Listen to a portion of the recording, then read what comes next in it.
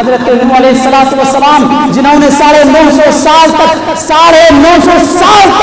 لوگوں کے سامنے توحید کا مسئلہ پیش کیا، انہوں نے اپنا موضوع کبھی چینج نہیں کیا تھا، ان کا موضوع ایک ہی تھا، ان کا عنوان ایک ہی تھا، اور وہ یہ تھا توحید۔ حضرت نوح علیہ السلام نے زندگی بھر توحید کا اعلان کرتے رہے۔ اما بعد فإن خير الحديث كتاب الله وخير الهدي هدي محمد صلى الله تعالى عليه وسلم وشر الأمور محدثاتها وكل محدثة بدعة وكل بدعة ضلالة وكل ضلالة في النار۔ أعوذ بالله من الشيطان الرجيم، بسم الله الرحمن الرحيم۔ وما أرسلنا من قبلك من رسول إلا نوحي إليه أنه لا إله إلا أنا فاعبدون۔ رب اشرح لي صدري ويسر لي أمري واحلل عقدة من لساني يفقهوا قولي۔ رب يسر ولا تعسر وتمم بالخير۔ قال رب زدني علما۔ تمام قسم کی تعریف، توصیف، کبریائی، بڑائی اس وحدہ لا شریک خالق کائنات مالک ارض و سما کے لیے ہے، جس نے ہم بنی نوع انسان کو اس زمین کے اندر پیدا فرمایا، اور پیدا کرنے کے بعد ہمیں یوں ہی بیکار جانوروں کی طرف بھٹکتا ہوا نہیں چھوڑا، بلکہ ہماری رشد و ہدایت کے لیے ہمیں ضلالت و گمراہی کے راستے سے نکال کر سیدھے راستے پر چلانے کے لیے، صراط مستقیم پر چلانے کے لیے بے شمار انبیاء اکرام کو مبعوث کیا۔ تمام انبیاء علیہ السلام پر درود سلام نازل ہو، خصوصاً ہمارے اور آپ کے آخری نبی تاجدار مدینہ احمد مجتبیٰ جناب محمد رسول اللہ صلی اللہ تعالیٰ علیہ وسلم پر اللہم صلی وسلم وبارک علیہ۔ میں نے خطبہ مسنونہ کے بعد سورہ انبیاء کی جو آیت تلاوت کی ہے، اس آیت سے صاف پتہ چلتا ہے اس دنیا میں جتنے بھی رسول آئے، جتنے بھی پیغمبر آئے، جتنے بھی انبیاء اکرام اس کائنات میں آئے، ہر ایک کی دعوت توحید پر تھی۔ سب نے ایک اللہ کی طرف بلایا، ایک اللہ کی عبادت کی دعوت دی، یعنی کلمہ توحید کی دعوت دی۔ اللہ رب العالمین نے حضرت نوح علیہ السلام کو اس کائنات میں بھیجا۔ ان کی قوم میں جب حضرت نوح علیہ السلام کو بھیجا، یا قوم اللہ ما لکم من الہ غیرہ، اے میرے قوم کے لوگوں، اللہ کے علاوہ تمہارا کوئی معبود نہیں ہے، تم عبادت کرو صرف اسی کی۔ حود علیہ السلام کو جب ان کو ان کی قوم کی جانب بھیجا تو اللہ رب العالمین نے انہیں مخاطب کرتے ہوئے فرمایا، تم اپنے قوم کو ایک اللہ رب العالمین کی عبادت کرنے کی دعوت دو، یا قوم اعبدوا اللہ۔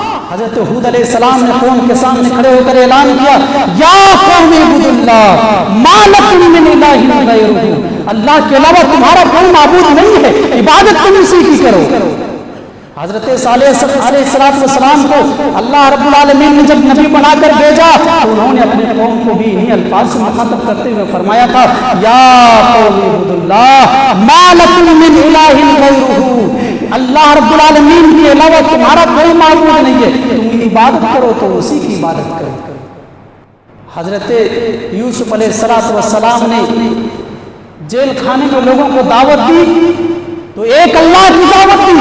اللہ کے نبی جناب محمد رسول اللہ صلی اللہ علیہ وسلم نے جس قوم کو دعوت دی وہ قوم ظالم قوم تھی، بڑے خطرناک ظالم تھے وہ لوگ، شرک کے دلدل میں پھنسے ہوئے تھے۔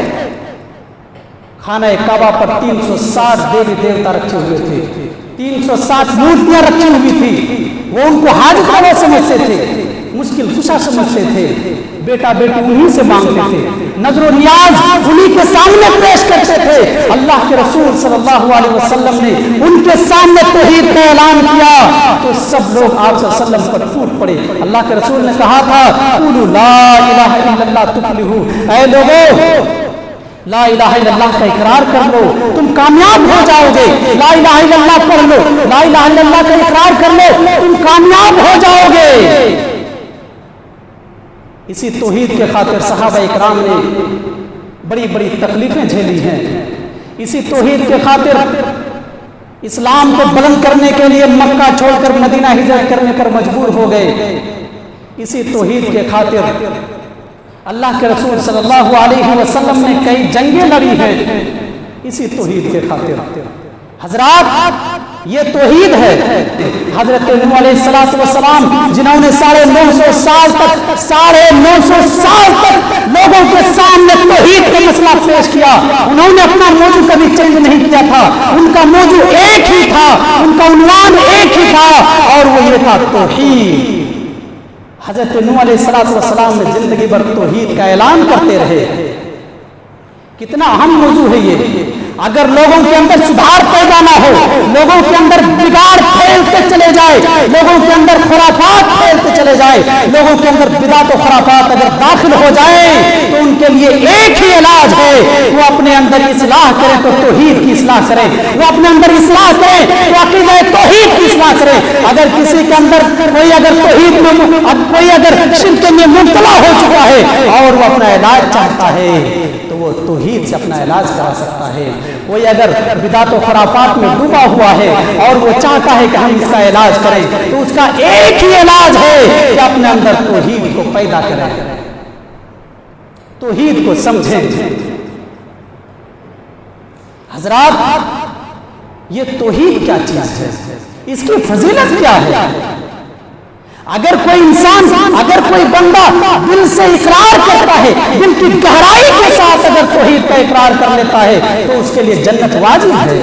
हजरत उस्मान रज़ियल्लाहु ताला अन्हु हदीस के रावी हैं, मुस्लिम शरीफ से हदीस है, फरमाते हैं कि अल्लाह के रसूल सल्लल्लाहु अलैहि वसल्लम ने फरमाया, मन माता व हुवा यअलमु अन्नहु ला इलाहा इल्लल्लाह दखलल जन्नह।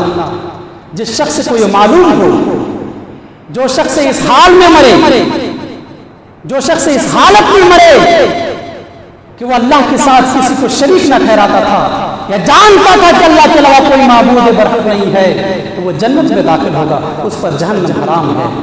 हजरत जाबिर रज़ियल्लाहु ताला अन्हु हदीस के रावी हैं, बयान करते हैं कि एक शख्स रसूलुल्लाह सल्लल्लाहु अलैहि वसल्लम के पास आते हैं और सवाल करते हैं, ऐ अल्लाह के रसूल तो ऐसी चीजें बताइए जो वाजिब कर देने वाली है। अल्लाह के रसूल तो वाजिब करने वाली चीज कौन सी, अल्लाह के रसूल हमें बताइए। अल्लाह के रसूल ने फरमाया, मम्माता ला युशरिकु बिल्लाहि शैअन दखलल जन्नह व मम्माता युशरिकु बिल्लाहि शैअन दखलन नार। जो शख्स इस हालत में मरता हो तो वो अल्लाह के साथ किसी को शरीक नहीं ठहराता है तो वो जन्नत में जाएगा। वो जो शख्स इस हालत में मरता हो तो वो अल्लाह के अलावा किसी और को हाजत रवा, मुश्किल कुशा, बेटा बेटी देने वाला समझता हो तो वो जन्नत में जा नहीं सकता, उस पर जन्नत हराम है, वो जहन्नम में दाखिल होगा। अबू अब्दुल्लाह अब्दुर्रहमान बिन असीलतुस सुनाबी हदीस के रावी हैं, बयान करते हैं कि उबादा बिन सामित रज़ियल्लाहु ताला अन्हु की वफात का वक्त जब करीब आया तो मैं उनके पास गया, मैं उनकी हालत को देखकर बेसाख्ता रोने लगा, मैं रो पड़ा।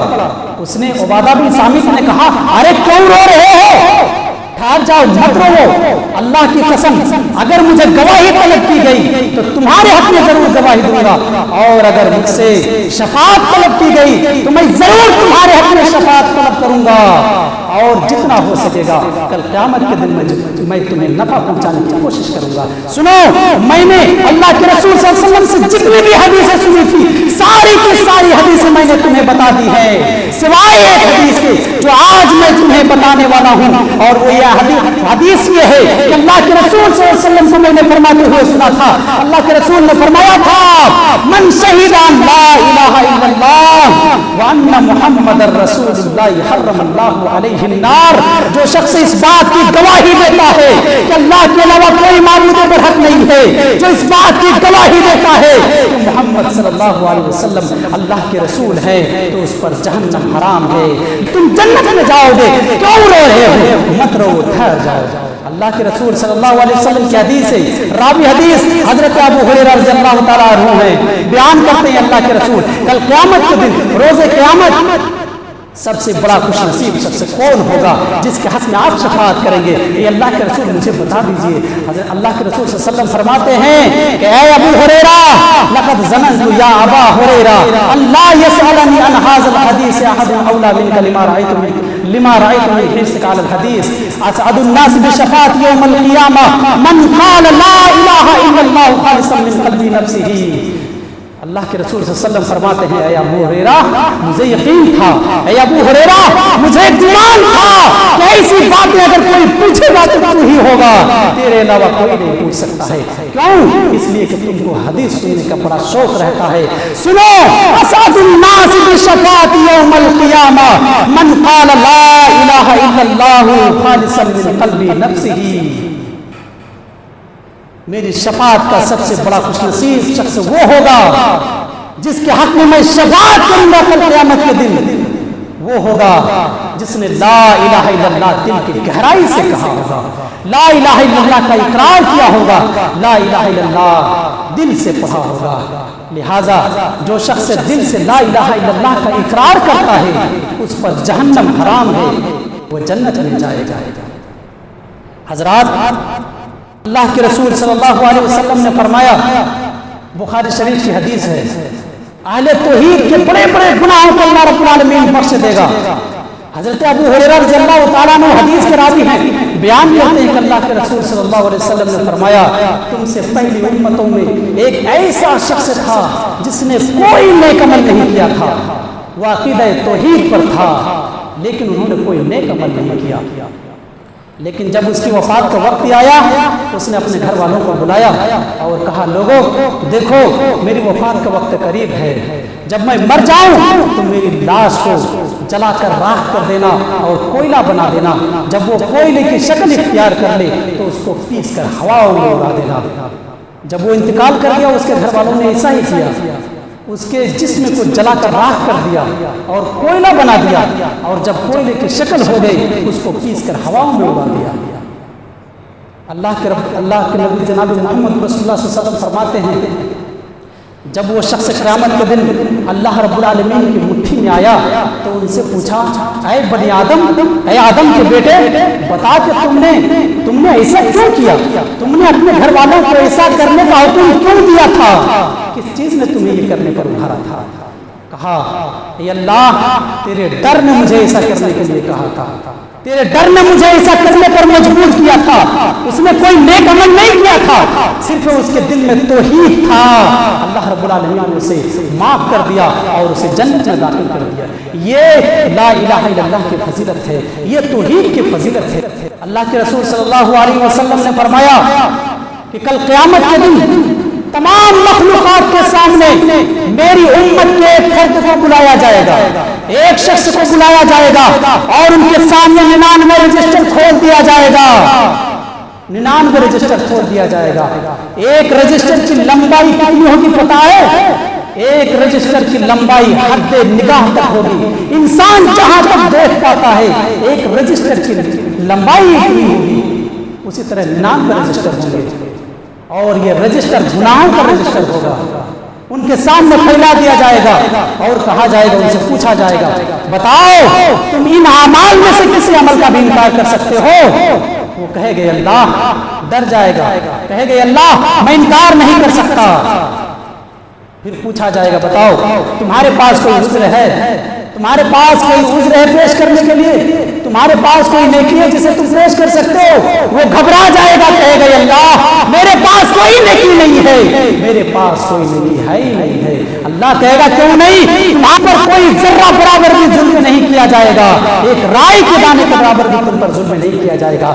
تمہاری ایک نیکی ہے جو ہمارے پاس محفوظ ہے، ہمارے پاس وہ موجود ہے۔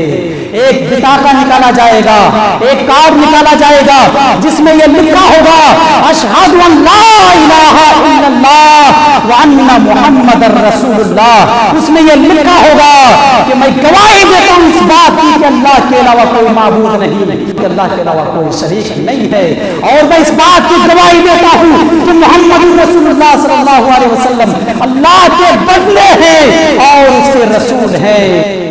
وہ بندہ کہے گا یا اللہ ایک کارڈ اس 99 رجسٹر کے سامنے تو کچھ بھی نہیں ہے، اس کی کوئی حیثیت نہیں ہے۔ اللہ رب العالمین کہتا ہے اے میرے بندے تم کو پتہ نہیں ہے، ایک جانب ترازو کے ایک پلے میں ان 99 رجسٹروں کو رکھ دو اور دوسرے جانب اس کارڈ کو رکھ دو۔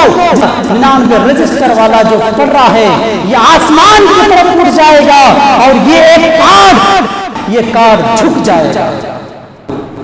حضرت معاذ رضی اللہ تعالیٰ عنہ حدیث کے راوی بیان کرتے ہیں کہ میں رسول اللہ صلی اللہ علیہ وسلم کے پاس سواری پر بیٹھا ہوا تھا، میرے اور آپ کے درمیان اونٹنے کے اوپر جو قضاوہ ہوتا ہے اسی کا فاصلہ تھا۔ اللہ کے رسول صلی اللہ علیہ وسلم نے راستہ چلتے ہوئے فرمایا اے معاذ، میں نے کہا لبیک و سعدیک یا رسول اللہ، یہ اللہ کے رسول فرمائیے کیا بات ہے۔ اللہ کے رسول خاموش ہو گئے، پھر تھوڑی دیر چلنے کے بعد فرمایا اے معاذ، اتنا کہنے کے بعد پھر خاموش ہو گئے، پھر تھوڑی دیر کے بعد فرمایا اے معاذ، اتنا کہنے کے بعد پھر خاموش ہو گئے، اس کے بعد فرمایا اے معاذ هل تدری ما حق اللہ علی عبادہ، اے معاذ کیا تم جانتے ہو، اے معاذ کیا تمہیں پتا ہے کہ اللہ کا حق بندوں پر کیا ہے۔ حضرت معاذ رضی اللہ تعالیٰ عنہ کہتے ہیں اللہ و رسول عالم، اللہ اور اس کے رسول بہتر جانتے ہیں۔ اللہ کے نبی نے فرمایا حق اللہ علی عبادہ ان یعبدوہ ولا یشرکوا بہ شیئا، اللہ کا حق اس کے بندوں پر یہ ہے کہ وہ عبادت کرے تو صرف اللہ کی اور اس کے ساتھ کسی کو شریک نہ ٹھہرائے۔ اس کے بعد راستہ چلتے ہوئے اللہ کے رسول صلی اللہ علیہ وسلم نے فرمایا اے معاذ هل تدری ما حق العباد علی اللہ اذا فعلوا، تم یہ جانتے ہو کہ بندوں پر اللہ کا کیا حق ہے جب بندہ اللہ کی عبادت کرے اور اس کے ساتھ کسی کو شریک نہ کرے؟ تم جانتے ہو کہ بندوں کا حق اللہ پر کیا ہے؟ حضرت معاذ نے فرمایا یہ اللہ کے رسول اللہ و رسول عالم، اے اللہ کے رسول اللہ اور اس کے رسول ہی بہتر جانتے ہیں۔